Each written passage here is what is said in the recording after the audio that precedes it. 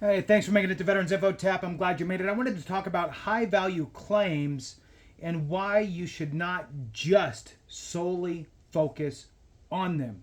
Okay, they're great. Everybody should go after a high value claim if they have one. What is a high value claim? It's a claim that you have a good potential at getting a high percentage with the VA. So, I mean, I don't know, maybe a 40%, 50, 60, 70s for sure, and onward. So, this is an important topic because sometimes we think a couple different things. Sometimes we think that a condition that really bothers us will be a high value claim and it's not.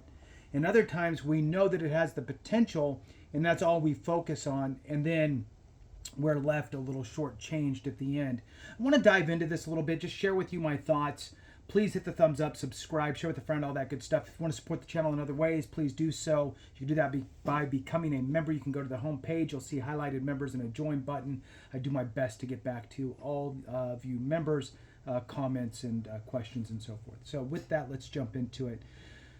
High value claims, obviously, you should go after those. But don't focus solely on them. That's the moral of this story, and I'm going to tell you why. So sometimes we don't have the full information that we need to decipher whether or not a claim is actually going to be a high value claim. Some of us don't do all of the necessary homework, and it might not be your fault that you don't do the homework. You might not really know that there is this information out there. So, for example, somebody may have a back issue and their back really bothers them, and they think this is my worst thing. Like my back just, I drive 10 minutes and I get out of the car bent over and it takes me, a little while to stand up straight. For those of you out there with back issues, you get it.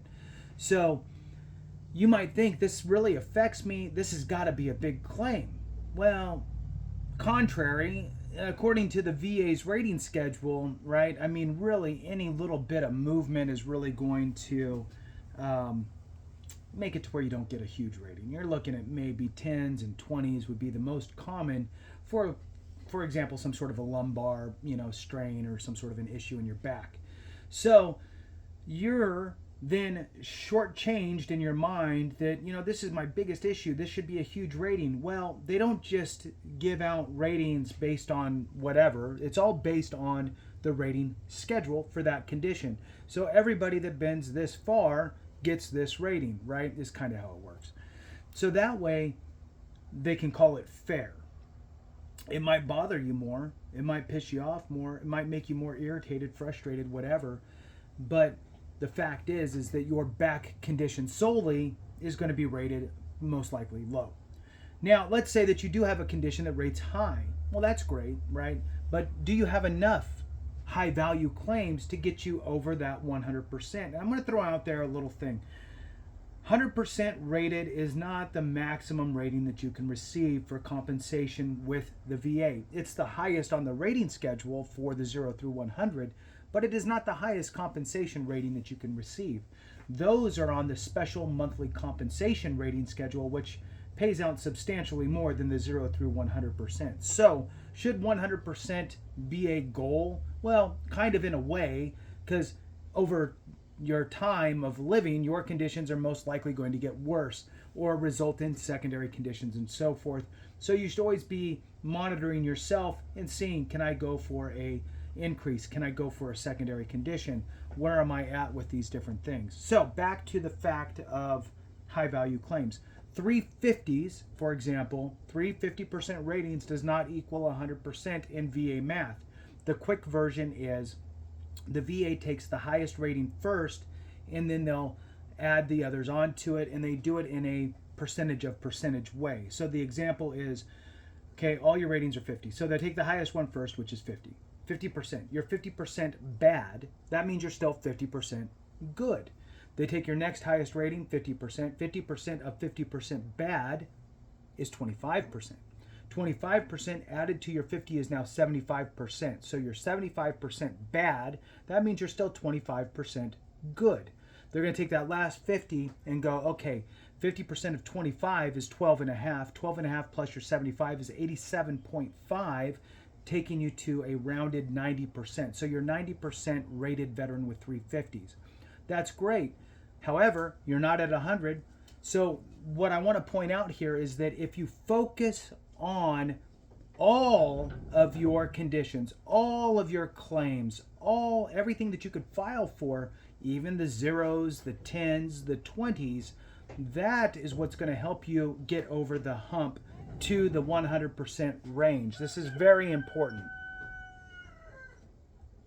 So that was Stan in the background, if you heard him. That's my rooster. For those that don't know, Stan, right? Stan's my rooster. Got 4 chicks, and we wanted 4 hens just to lay some eggs. Well, we got 3 hens. And Stan. So there's Stan. All right, so the 350s is 90. You need to focus on everything that you could possibly file for because of 2 things. One, the additional 10s and 20s can help get you over the hump to that 100% rating. And those additional conditions can also lead to other things like secondary conditions. Those secondary conditions could also be substantial in some cases. The other thing that is important with having all of your conditions with the VA, for example, let's say you put in all your conditions and now you made it to 100%, which is great. Let's say you have a spouse and a child. That's $4,100 a month approximately, tax-free money. That's huge. That's great. You also open up to Champ VA for essentially health insurance for your family, and Chapter 35, additional education benefits, and all that's great. But remember, you also have the ability for your spouse to obtain DIC, dependency indemnity compensation, if you were to pass away. And let's just for a second, let's pretend that you did not file for everything that you should have filed for, and you left off your hypertension because it was only going to be whatever, a low rating. So because it was going to be a low rating, you left it off because you were just seeking the dollar aspects, thinking that you were going after high value claims. Then let's say that one day you pass away, and you pass away of a heart attack. Well, the way the VA looks at that is your hypertension that would have been service connected, your hypertension would be a contributing cause to your cause of death, which is heart attack, and then pay out your surviving spouse, in this example, dependency indemnity compensation, which pays out anywhere between about $1,600 per month base, all the way up to over $3,000 per month, depending on certain circumstances. Now, can a surviving spouse still get DIC if the veteran did not have a service-connected condition already recognized by the VA? Yes. Yes, they can. It's just more work, right? So we, as veterans, don't even like filing claims with the VA. So imagine if you pass away and now your survivor has to file a claim essentially with the VA to get you service connected, recognized for a condition that is a cause of death or contributing cause of death on the certificate. It's just more hoops to jump through. So it's better if you just already have everything rated, in my opinion. Work with an accredited representative, talk with them, do a benefits review, benefits checkup, see where you're at with everything, and just make sure that you file for the claims you should be filing for and get awarded the award that you should get based on the schedule of ratings. Read the schedule of ratings. Thanks so much for watching. I appreciate you. Have a great one. And remember, if we don't take care of each other, something went wrong.